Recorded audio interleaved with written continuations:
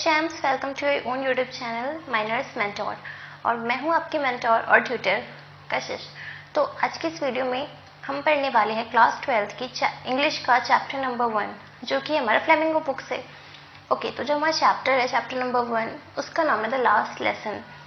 Usually ये तो शुरू होते ही खत्म हो गया वाला मीम यहाँ पे बनता है, बट आखिर इस चैप्टर का नाम द लास्ट लेसन क्यों रखा गया?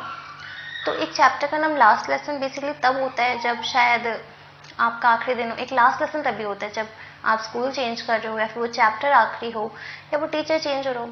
तो आखिर इस स्टोरी में ऐसा क्या था कि जो ऑथर है हमारे अल्फोंस डॉरेंट, उन्होंने इस चैप्टर का नाम जो है द लास्ट लेसन रखा। तो चलिए इस चैप्टर को डीपली पढ़ते हैं, और आई एम रियली श्योर कि इसमें जो वर्ड्स मैंने यूज़ किए हैं बहुत ही सिंपल है, आपको बहुत ईजिली समझ आ जाएंगे और याद करने में भी आसानी रहेगी। तो इस चैप्टर को हम स्टार्ट करते हैं। तो the last lesson written by Alphonse डॉरेंट, और जो अल्फोंस हैं वो कहाँ के हैं? वो फ्रांस के रहने वाले हैं। तो आखिर इस जो स्टोरी हम जो भी पढ़ने वाले हैं उसका एक ब्रीफ इंट्रोडक्शन ले सकते हैं, हम इसे इंट्रोडक्शन कह सकते हैं। तो let's get started now. The last lesson by Alphonse डॉरेंट is mainly about the longing to learn the mother tongue and love for it. It has a sense of patriotism. Patriotism means Deshbhakti. In the last lesson, the Persians rejected the freedom of the people of Lorraine and Alaska to learn their own mother tongue and started forcing them onto German onto them. So, क्या होता है कि जो ये पूरी story है, जो हम लास्ट लेसन की जो बात कर रहे हैं अभी, ये लास्ट लेसन जो है फ्रांस के एक लॉरेन और अलास्का जो दो जगह है, वहाँ पे क्या हुआ है, जर्मन और पर्शियन का जो युद्ध हुआ। ओके, काफ़ी ज़्यादा हिंदी आ गई ना, युद्ध हुआ 1870 में इनकी वॉर हुई थी, और इसमें कौन जीत गया था? जर्मन यानी पर्शियन जीत गए थे। और उसके बाद उन्होंने अलास्का और लॉरेन पे कब्जा कर लिया, बेसिकली ऑक्यूपाइड कर लिया उसे। और उसके बाद वहाँ पे एक रूल लागू हो गया कि अब यहाँ पे जो कि है फ्रेंच वो नहीं सिखाई जाएगी, अब यहाँ पे कौन सी लैंग्वेज सीखी जाएगी? वो है जर्मन। तो इसी के बारे में जो है अल्फोंस डॉरेंट इस पूरी स्टोरी में हमें बताते हैं। और जो ये मेनली जो ये पूरा चैप्टर है हमें क्या सिखाता है? The value of our own mother tongue and importance of the mother tongue, and this is also part of our freedom. So अब हम इसको डीपली एक बार डिस्कस करते हैं कि स्टोरी कहाँ से स्टार्ट होती है और क्या स्टोरी है इसके बारे में।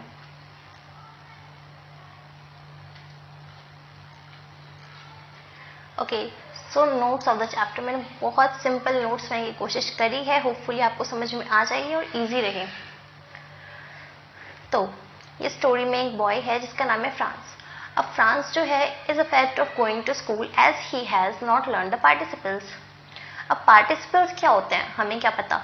ये एक्चुअली कोई फ्रेंच भाषा के ग्रामर में से कोई पार्ट है। जैसे हमारे रूल्स एंड रेगुलेशंस होते हैं ना, उसमें ग्रामर में आर्टिकल वगैरह वैसे कुछ पार्टिसिपल्स होता है उनका। तो अब क्या होता है कि फ्रांस को ना स्कूल नहीं जाना। क्यों नहीं जाना? क्योंकि उसने पार्टिसिपल्स याद ही नहीं किए। अब क्या होगा अगर उसने याद नहीं किया, वो स्कूल जाएगा तो एज यूजुअल इंसानों की तरह ही है वो भी, तो जो टीचर है उसको डांटेंगे, पनिशमेंट मिल सकती है, बाहर भेज सकते हैं, क्लास के खड़ा कर सकते हैं ना। और टेस्ट होगा तो फिर क्या करेगा वो बेचारा? डांट पड़ेगी उसको। तो जैसे कि हमें लगता है ना हम स्कूल नहीं जाए, तो वही सीन उसके साथ यहाँ पे होता है। अब वट ही वॉन्ट्स देन, अगर उसको स्कूल नहीं जाना तो वो क्या चाहता है? So he wants to enjoy the nature, beauty of nature, the bright sunshine, the bird creeping in the woods, Persian soldier drilling but resist. ये चाहता है कि चल छोड़ो यार, स्कूल कौन जा रहा है, यहीं पे घूमता हूँ, सनशाइन फील करता हूँ। ये जो वर्ड्स हैं जो है ना लकड़ी के ऊपर कुट कुट कुट कुट कर रही हैं, जो वो कि वुड पैकर देखे होंगे आपने, ऐसे करती रहती है ना वो। तो और पर्शियन सोल्जर यहाँ पे ड्रिलिंग कर रहे हैं। दैट वाज अ नाइस, ये बहुत अच्छा लग रहा है, मैं स्कूल क्यों जाऊँ, ये स्कूल से बेटर है। Then bulletin board. Bulletin board क्या होता है ना? Bulletin board is like road पे जगह जगह पे न्यूज़ लगाई जाती है, न्यूज़ लगाई जाती है बोर्ड पे। जैसे आपने स्कूल में नोटिस वगैरह देखे होंगे ना, उसी तरीके से न्यूज़ होती है वहाँ पे। तो बुलेटिन बोर्ड जो होता है वहाँ पे काफ़ी टाइम से जो है बुरी खबरें ही आ रही होती है। अब बुरी खबरें क्यों आ रही होती है? क्योंकि जो युद्ध चल रहा था, वॉर चल रही थी किसमें? फ्रांस में और पर्शिया में, जर्मन में बेसिकली, आप ऐसे याद रखो। तो युद्ध चल रही थी, बेकार न्यूज़ आ रही थी कि आज इतने सैनिक शहीद हो गए, आज ऐसा हो गया, आज वैसा हो गया। तो अब क्या न्यूज़ आई जो वो देखने के लिए, all bad news, lost battles, the draft of the order of the commanding officers wondering what it could be now. बार बार जो है खराब न्यूज, लोग सोचे अब क्या होगा, अब क्या होगा, कुछ देखने लायक बचा नहीं था वहां पे। ठीक है, तो अब जो हमारे पास न्यूज आई वो क्या थी, जर्मन ने एक न्यूज बताई या फिर एक तरीके से कमांड दिया कि अब जो है स्कूल्स में फ्रेंच लैंग्वेज नहीं सिखाई जाएगी, फ्रेंच की जगह क्या सिखाई जाएगी, जर्मनी। और इसीलिए जो भी फ्रेंच टीचर्स हैं उनको यहाँ से जाना पड़ेगा और जो भी स्टूडेंट्स हैं उनको भी अब जर्मन सीखनी पड़ेगी। और किसी इंसान से अगर आपको सोचो आपसे कहा जाए कि आप अपनी ओन लैंग्वेज जो है नहीं बोल सकते, आप हिंदी नहीं बोल सकते, आपको कैसे फील होगा। जो लैंग्वेज आप बचपन से बोलते आ रहे हो अगर आपको वो बोलने ही ना दी जाए तो वो आपको बुरा फील करवाएगी ना। उसी के बारे में अब आगे चलते हैं। तो ऐसे होता है कि जो फ्रांस होता है उसको पता चलता है कि अब जो है ये लैंग्वेज नहीं बोल सकते, वो मतलब बुलेटिन बोर्ड पे ध्यान नहीं देता बेसिकली, पर न्यूज़ यही होती है वहाँ पे। तो एक आदमी ने न्यूज़ पढ़ ली होती है ऑलरेडी, जब वो देखता है कि वो बहुत जल्दी फिर स्कूल जाने लगता है तो वो उसको कहता है कि अरे अब जल्दी जाने की ज़रूरत नहीं है, मेरे पास बहुत टाइम है।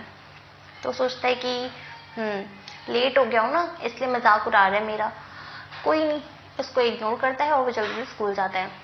जब वो स्कूल पहुंचता है तो वो देखता है काफ़ी ज़्यादा जो स्कूल है वो सब लोग ऑलरेडी आ चुके हैं, स्कूल बहुत शांत, वो ऑलरेडी लेट होता है क्योंकि अब the change he noticed in the school. ये यहाँ से क्वेश्चन आपके लिए बन सकते हैं कि उसने क्या नोटिस किया स्कूल में। Instead of noisy classroom everything was as quiet as Sunday morning. Why we compare the classroom to the Sunday morning, क्योंकि संडे को स्कूल जो होते हैं वो बंद होते हैं, तो वहाँ पे कैसी होती है शांति, बहुत ज़्यादा शांति होती है। जब कोई होता ही नहीं वहाँ पे तो शांति होगी ना। तो जो स्कूल है वो हमेशा कैसे होते थे क्लासरूम, शोर होता था, बच्चों का शोर है, टीचर पढ़ा रहे हैं उनकी आवाज़ आ रही है। बट उस दिन ऐसा कुछ भी नहीं था, वो इतना क्वाइट था जैसे कि Sunday morning. The teacher does not scold him and told him very kindly to go to sit his seat. तो अब क्या होता है जब फ्रांस जाता है अपनी क्लास में तो वो ना एम हैमिल से बहुत डरता है। एम हैमिल के पास एक रूलर होता है बहुत बड़ा सा जिससे बच्चों को टक टक मारते हैं, और फ्रांस को तो आदत होती है पिटने की उनसे, और उसने पार्टिसिपल्स भी आदमी के होते हैं और वो लेट भी है। तो ना वो सोचता है कि अब तो मैं गया, टीचर मुझे जो है ना बहुत ज़्यादा डांटने वाले हैं। बट क्या होता है इंस्टेड ऑफ दिस, जब वो वहाँ जाता है क्लासरूम में तो बोलता है सर मैं come in sir, and mister Hamel was like कुछ नहीं बोलते उसको, फ्रांस जल्दी से अपनी सीट पे बैठ जाओ, हम तुम्हारे बिना ही शुरू करने वाले थे, वो ये कहते हैं। ना ही वो उसे डांटते हैं ना कुछ कहते हैं, बहुत काइंडली बिहेव करते हैं। तब फ्रांस जो है वो नोटिस करता है कि the teacher dressed in Sunday best. अब ऐसा क्यों लगता है कि जो टीचर है वो कुछ ज़्यादा ही अच्छे से ड्रेस्ड होके आए हैं, जैसे कि होते हैं ना काफ़ी ज़्यादा अच्छे से वो मिस्टर एम हैमिल वहाँ पे बन के आए होते हैं। और फिर अंदर चीज़ जो वो नोटिस करता है कि villagers occupy the best last benches, this the line, the villagers occupy the last benches. अब वो क्या नोटिस करता है, जो आखिरी की सीटें होती हैं पीछे की वहाँ पे विलेजर्स बैठे होते हैं। विलेजर्स में कौन होता है, अब वहाँ पे आप ये इमेजिन भी कर सकते हो, वैसे तो जो घोड़े वाले जो होते हैं ना वो बैठे होते हैं, old horses, horse keepers I guess, और पोस्टमैन होते हैं, नॉर्मल मैन होते हैं, फार्मर्स होते हैं, छोटे बच्चे होते हैं, सब बैठे होते हैं।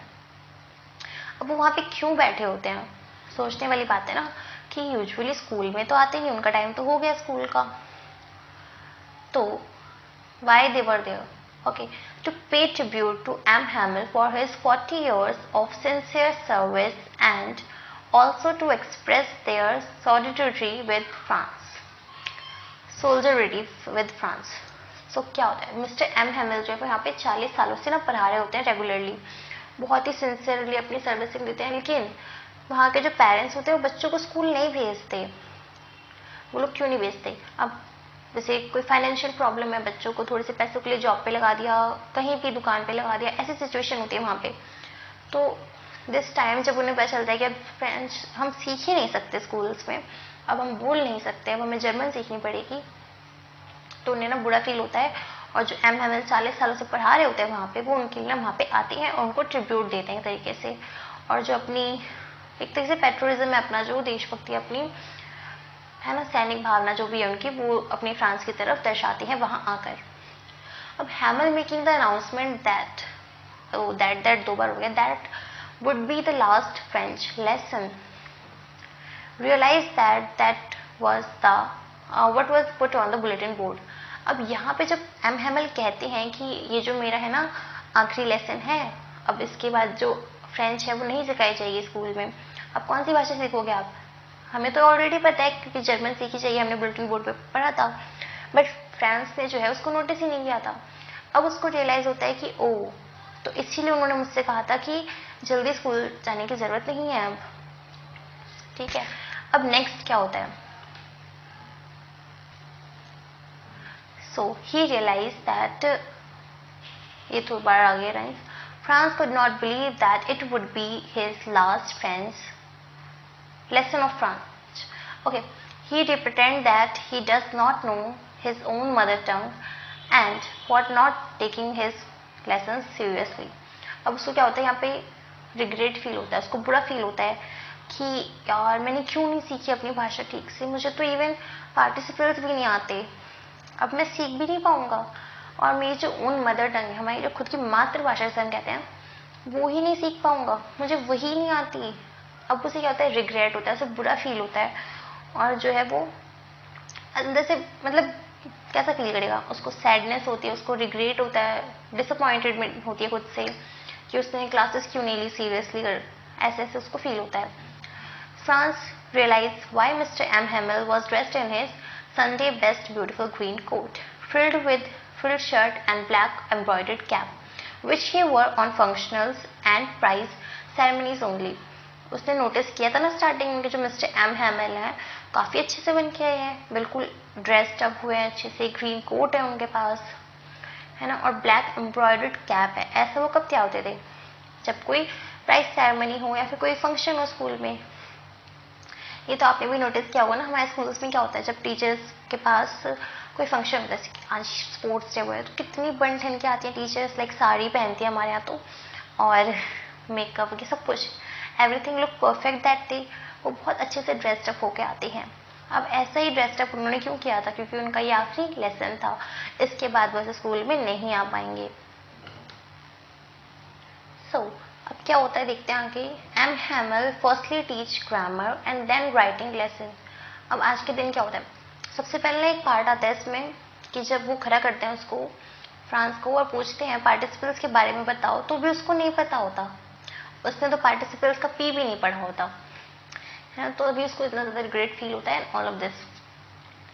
तो अब एम हैमल जो है ना वो स्टार्ट करते हैं चैप्टर। सबसे पहले क्या पढ़ाते हैं वो? ग्रामर। उसके बाद वो पढ़ाते हैं राइटिंग लेसन। ये इंपॉर्टेंट है, अगर एमसीक्यूज में तो यहाँ पे आ सकता है ये। M Hamel also gave them a new copies write in beautiful round hand France Alaska, France Alaska. अब क्या होता है जो जब वो पढ़ा रहे होते हैं और एक बहुत ही ज़्यादा शांति जो है ना पूरे स्कूल में, मतलब सॉरी पूरे क्लासरूम में जो वहाँ पे होती है देखने को मिलती है। इवन इतनी शांति होती है, इतनी सिंसियरली लोग पढ़ रहे होते हैं वहाँ पे लेसन्स को, कि अगर वहाँ पे कोई बर्ड भी हो तो इवन बर्ड के पेंसिल जो गिरती है ना उसकी जो बात है वो भी बहुत ज़्यादा गूंज रही थी, इतनी ज़्यादा शांति वहाँ पे थी। अब M Hamel realise that all three, जब जो फ्रांस है वो नहीं बता पाता आंसर और वो स्टार्ट करते हैं पढ़ाना, तो वो कहते हैं कि गलती जो फ्रांस की नहीं है, सिर्फ गलती हम तीनों की। अब कौन तीन? हाँ, ऐसे कौन तीन थे वहाँ पे जिनकी गलती है? चलिए देखते हैं। Firstly he blame himself, the children. Obviously उसके बिना तो हो ही नहीं सकता ना। देखो, एक पढ़ाने वाला टीचर होना चाहिए, भेजने वाले पेरेंट्स होने चाहिए और पढ़ने वाला बच्चा होना चाहिए, वरना कोई कितनी भी कोशिश कर ले सब कुछ वेस्ट है। चाहे कितना अच्छा स्कूल हो, कितना अच्छा कॉलेज हो, सब कुछ वेस्ट है। तो यही होता है। Mister M Hamel realise that all three, he himself, the children and his parents are to blamed for losing respect and regrets for the mother tongue. अगर उसके पेरेंट्स ने कुछ पैसे, मतलब बहुत से पेरेंट्स होते हैं कुछ पैसों के लिए भेज देते हैं उन्हें काम पे, अगर वो ऐसा ना करते, अगर वो अपने बच्चों को स्कूल भेजते, अगर एम हैमल पनिशमेंट के तौर पर उसे फ्लावर्स में पानी डालने ना भेजते या क्लास के बाहर ना भेज देते, तो वो बच्चे इंक्लूडिंग फ्रांस जो है उसके लिए बोल रहे थे वैसे वो, कि ये जो है अपनी मदर टंग है उसको सीख सकते थे और उन्हें रिस्पेक्ट पता चलती। सो क्या होता है? हैमल says French language most beautiful, clear and logical language in the world. Always keep close the mother tongue to your heart as it is a key to the prison of slavery. अब क्या कहते हैं mister M हैमिल? वो ये कहते हैं कि जो फ्रेंच लैंग्वेज है, फ्रेंच लैंग्वेज जो है वो मोस्ट लॉजिकली क्लियर और ब्यूटीफुल लैंग्वेज है। अब यूजुअली हम सबको अपनी जो मातृभाषा होती है, मदर टंग होती है, वो बहुत ज़्यादा अच्छी लगती है। अगर कोई आपसे कहे कि हिंदी अच्छी लैंग्वेज नहीं है ना, तो आप नहीं कहोगे हिंदी बहुत अच्छी है। शब्द देखिए हिंदी के, इतने प्यारे प्यारे शब्द होते हैं, इतनी अच्छी भाषा है ना। तो ये वो बताना चाहते हैं अपनी लैंग्वेज के थ्रू। एक जो होता है ना लव होता है अपनी लैंग्वेज के प्रति, हर इंसान का होता है, और वही एम हैमिल यहाँ पे अपना जाहिर कर रहे होते हैं। और क्या कहते हैं मिस्टर एम हैमिल? वो कहते हैं कि हमेशा जो अपनी मदर टंग है ना, उसको अपने हार्ट के करीब रखना। अपनी मदर टंग यानी कि अपनी मातृभाषा के लिए जो है रिस्पेक्ट रखना बहुत ज़रूरी है, क्योंकि यही एक की है जिससे आप एक जेल में सर्वाइव कर सकोगे, उससे निकल सकोगे। क्योंकि अब देखो, जब यहाँ पे जर्मनी का ऑक्यूपेशन हुआ है, ऑक्यूपाई किया जर्मनी ने, तो उन्होंने उनकी मदर टंग ही छीन ली। बट स्टिल अगर वो बोले, वो चाहें कि वो बोले, तो क्या कोई उन्हें रोक सकता है? कितना रोक लेंगे वो? तो दिस इज द वे, और this is the main thing that mister M Hamel and the author wanted to tell us. So अब क्या होता है, तो atmosphere in class was teacher teaching sincerely and patiently, student and others studying with utmost sincerity. सब कुछ sincerity से साथ पढ़ रहे थे। जब इन्होंने ये सारी बातें बोली, सबको अपने लिए जो है ना बुरा फील हुआ, और अपनी मदर टंग के लिए जो है रिस्पेक्ट उनके मन में जगी। अब इसी बीच फ्रांस क्या सोचता है? फ्रांस वंडर sarcastically मतलब मजाकिया तौर पे, if Persian could force pigeons to coo in German, क्या वो जो पिजन्स है उनको भी बोलेंगे कि तुम फ्रेंच में कुकू मत, मतलब फ्रेंच में तो करते ही नहीं है, अब तुम जर्मनी में कुकू करो, गुटरू जो भी होता है, वैसे गुटरू कहते हैं हिंदी में, कू कहते हैं इंग्लिश में आई थिंक। तो वो कहते हैं अब क्या इसे भी कहेंगे कि तुम जर्मनी में करो? क्या वो उन पे भी करेंगी? तो यहाँ पे फ्रांस क्या रियलाइज करता है? Losing of our mother tongue, जो फ्रांस और वहाँ के सभी लोग जो है फील कर रहे होते हैं, अलास्का और लॉरेन के सभी लोग। और अब क्या होता है, जब पूरा लेसन हो चुका होता है, जब सब लोग सिंसियरली पढ़ रहे होते हैं, तब जो एम हैमिल होते हैं वो बहुत ही, क्योंकि उस टाइम कैमरे वगैरह नहीं होते, ठीक है, 80-70 की बात कर रहे हैं हम, फ़ोन के कैमरे नहीं होते थे, तो वो अपनी आंखों में ना जो कैप्चर कर रहे थे एवरी सिंगल थिंग, डेस्क्स, लोग जो पढ़ रहे हैं, उनके student, black board, wall, every single thing, वो सब कुछ जो अपनी मेमोरी में कैप्चर कर रहे थे। क्योंकि देखो, फोटोज डिलीट हो सकती है बट मेमोरी कभी नहीं हो सकती, है ना। तो वो उसको कर रहे थे, और तभी क्लास की जो है बेल बज जाती है। तो मिस्टर एम हैमिल जो होते हैं ना, M Hamel overcome with emotions could not, वो पहले ट्राई करते हैं, लाइक वो लास्ट टाइम वो कहते हैं my dear friends I and he couldn't speak. वो इतने ज़्यादा इमोशनल होते हैं अंदर से। होता है ना कभी कभी जब आप इमोशनल होते हो, आप बोल नहीं पाते, जो आप सोच रहे होते वो भी नहीं बोल पाते आप, है ना, उस टाइम वही होता है। तो Hamel overcome with emotions could not speak and wrote on the black board long live France. अब लॉन्ग लिव फ्रांस जो उन्होंने लिखा है ना, इसको उन्होंने फ्रेंच में लिखा था, यहाँ पे लिख रहे हैं, देखो वही लाइन थोड़ी सी दोबारा आ गई है, वाइवा ला फ्रांस, जिसका मतलब है लॉन्ग लिव फ्रांस। अब क्या वो बताना चाहते हैं कि जो कि मदर टंग है वो आपके पास रहेगी, उसको कोई नहीं छीन सकता आपसे। अगर उन्होंने रूल्स बना भी दिए, वो कह भी रहे, वो सिखा रहे हैं, फिर भी अगर आप चाहो तो आप जो अपने मदर टंग के प्रति रिस्पेक्ट जो है उसको कम नहीं होने दे सकते। तब भी यही वो बताते हैं, और इतने ज़्यादा वो चौक हो जाते हैं उनका गला कि वो कुछ बोल नहीं पाते। वो बस इसको लिखते हैं और अपनी चौक को जो है नीचे रखते हैं, और सब लोग समझ जाते हैं कि जो क्लास है वो डिसमिस हो चुकी है। और इसी दिन जो है फ्रांस को हर चीज़ सब कुछ समझ में आता है अच्छे से, और वो इस लेसन को हमेशा याद रखता है। तो ओवरऑल यही चैप्टर था। कैरेक्टर स्केच की बात अगर कर ले तो ज़्यादा कुछ है नहीं, और कैरेक्टर स्केच आई गेस नहीं पूछा जाता, बहुत कम पूछा जाता है, रेयरली, बट उसके ऊपर टॉपिक्स भी बना देंगे। स्टिल जो ये चैप्टर था आपको अगर समझ में आ गया हो तो अच्छी बात है। और ये जो नोट्स है बहुत ही सिंपल है, आप यहाँ से राइट कर सकते हैं, और अदरवाइज PDF बन जाएगा ऐसा कुछ टाइम में। एंड शुक्रिया चांस फॉर वॉचिंग दिस, और जिन्होंने यहाँ तक देखा उनका तो बहुत बहुत शुक्रिया। तो थैंक्स फॉर वॉचिंग सभी को। Always remember, learn with passion not in pressure. Thank you, tata, bye bye.